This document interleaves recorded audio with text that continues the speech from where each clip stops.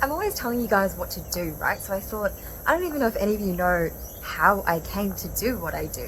So many years ago, in the Land of Ber, I started as an incredibly socially anxious little girl who acquired so much backlog of emotional suppression due to some childhood trauma that she then began to develop eating disorders and a chronic need to overthink. Now, because of this, there came a time when one of my best friends came back from a meditation retreat with Vipassana and said, "Ber, you've got to go do this, it's going to change your life." And to be honest, I was in such a depth of suffering at that point that I would have tried anything. So I said, I'm in, let's go.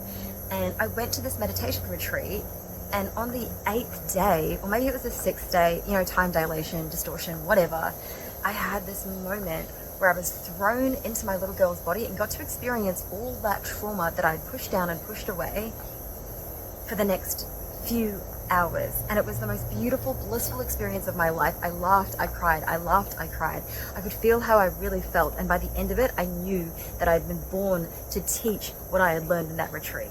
I then came back, went to the US, studied 13 different styles of meditation and breathwork, went to India, came back again, and realized that at the heart of what I wanted to teach was breathwork, because breathwork gives you back your personal power.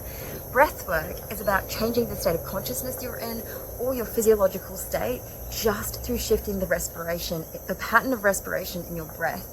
And it can be used moment to moment.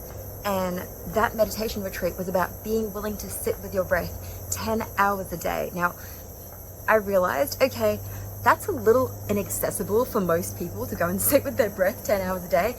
What techniques can I give the public that will make it accessible, make it cool, make it fun, and have them create momentum so that they can maintain a practice? And this is where Soulside Breathwork was born.